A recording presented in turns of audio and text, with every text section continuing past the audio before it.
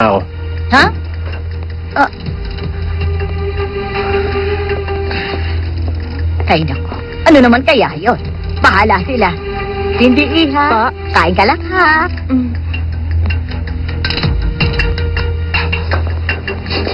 Yung pagbenta natin sa factory.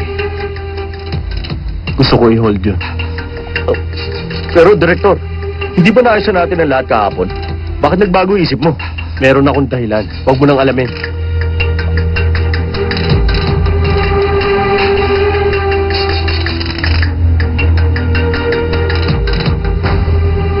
Diyan mo, Aidan. Nagbago kaya ang isip niya dahil sa babaeng to. My love, so sweet, pangako sa pusong kong ito. Grandma, alis na po ako. Ay, sandali! Huwag mo kalimutan, kailangan niyo pumunta sa New Mother's Class. Ano po yung mother's class? Nakalimutan mo, hindi ba tinulungan ko pa kayo magpa-appointment? Magaling at sikat na OB-GYN si Dr. How. Marami kayong matututunan sa kanya. O, heto. Heto yung class schedule ng New Mother's Workshop. Tingnan mo. Grandma, okay lang po. Busy po siya sa trabaho. Ako na lang po ang pupunta. Ay, naku, Cindy, Iha, hindi pwede yan. Ikaw ang mama. Siya naman ang papa. Kahit gaano pa siya kabisi, kailangan kanyang samahan, hindi ba? Tama ba? Samahan mo siya! Oh! Sige po, Grandma. Papasok na po ako. Ma, alis na po ako. Magpaalam ka sa grandma mo. Sige po, Grandma. Oh.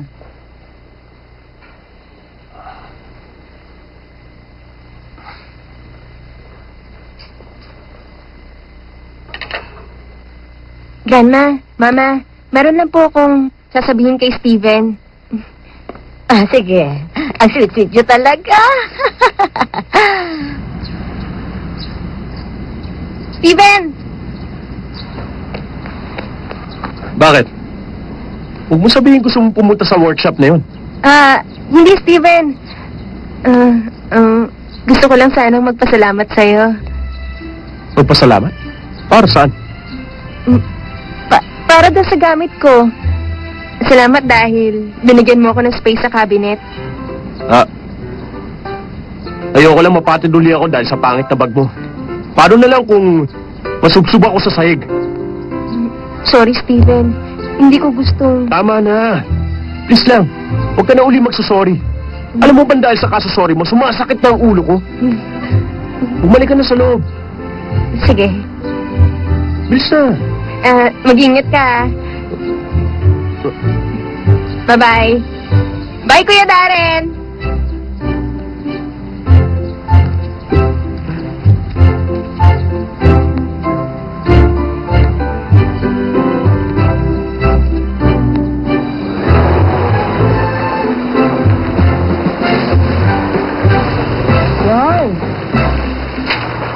Wow! Bakit pa ito isang palasyo? Ang swerte naman ng kapatid kong yun. My love, so sweet, pangako sa iyo. Ikaw lang ang ibigin ko. Habang buhay nilalaman ng pusong kong ito.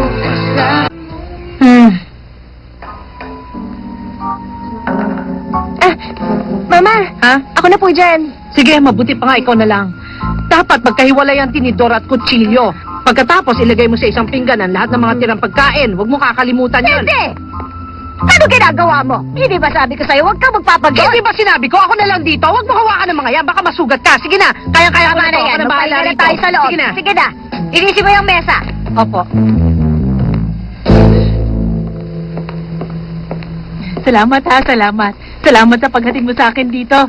Salamat. Oy, Cindy! Ate! Ha? Daming Ate! pagkain. Itatapon ko na yan. Gatos kang pinagtado mo. Ha?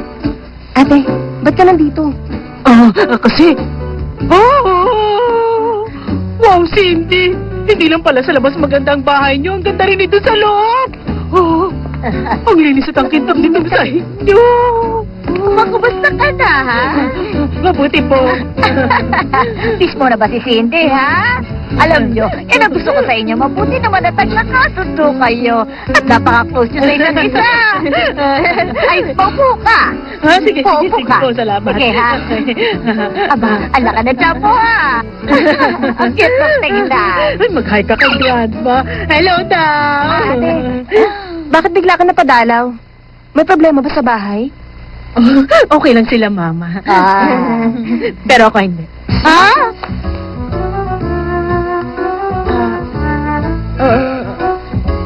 Umayos ako sa bahay namin. Bakit naman? Cindy, alam mo ba kung gaano kasama ang Jojo Wu na yon? Sabi ko sa kanya, bumili siya ng videocam para makula namin ang panganganak ko. Pero sa itsura niya, para pag sinabi ko sa kanya, tumalon siya sa bangin at hindi niya raw ako sasama sa delivery room. Tama ba naman yon? Oh, ang sama naman niya. Maliit na bagay lang, hindi pa niya mapagbigyan. Tingin niyo mali siya? Ako rin, kung gaano kaitim ang gilagid niya, ganon din kaitim ang buti niya. Hindi man lang niya naisip kung gaano paghihirap ang pinagdadaanan ko ngayong buntis ako. Oo nga, ang sama-sama talaga niya. Alam mo ba, ang mga lalaki dapat inaalagaan at inuunawa nila mga babae. Lalo na mga buntis, hindi ba? Kawawa ka naman tuloy. Oo nga po, Grandma! Ang bait niyo talaga, Grandma! Hindi tulad ni Jojo. Hindi niyo naiintindihan kung gaano kahirap para sa akin na magbuntis. Alam niyo ba, pag humingi ako ng tubig o ng kahit ano, sinasabi niya, buntis ko lang kasi di balido. Ikaw na lang ang kumuha. Ay, nako! Sumusobra na siya, ha? Buntis ka pa naman. Naalala ko nung pinagbubuntis ko si Darren, magambinti ko at ang sakit-sakit ng bewang ko. Hirap na hirap ako noon. Parang araw-araw ko may sakit. Laging masama pa kinasama po kayo. Buti na lang naiintindihan siya. Maraming salamat po sa inyo. Ang totoo, nakakaawa tayong mga babae. Saka, anak niya rin naman to, diba? Bakit ako lang kailangan maghirap? Gusto ko lang samahan niya ako. Di-video niya ang panganganak ko.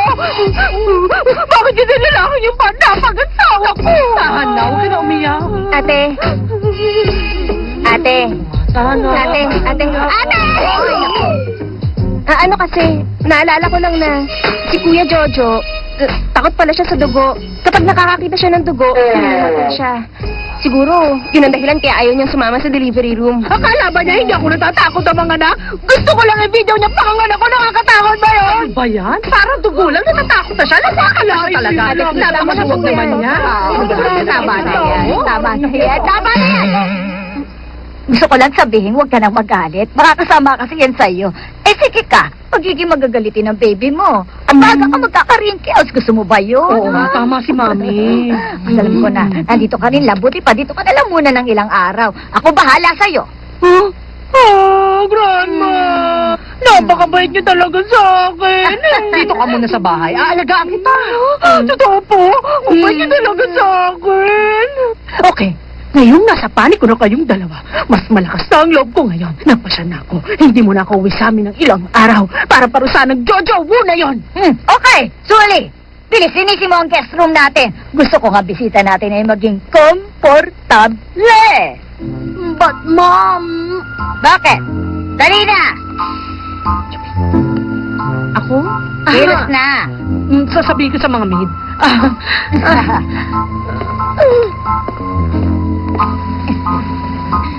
Grandma!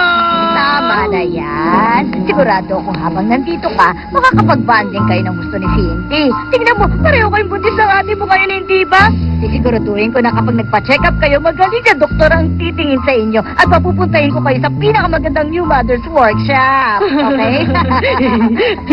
Pero Grandma, nakaalis na rin lang ako sa Jangmo Island. Mas okay siguro kung sasama ako sa adventure trip ng mga rebelding misis na tulad ko.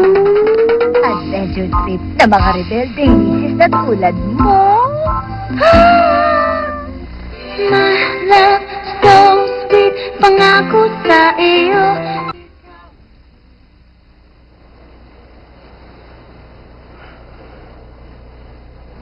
Paano ko siya masasamahan sa new mother's class na yan?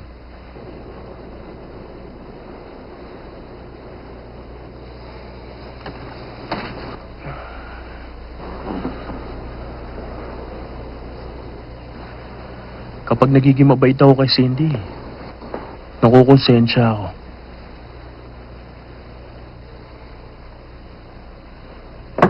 Director! Meron tayong malaki problema ngayon. Binabalak ng Yang Jingjing Enterprise na maglabas ng bagong handmade soap na ipantatapat nila sa inheritance natin. Ano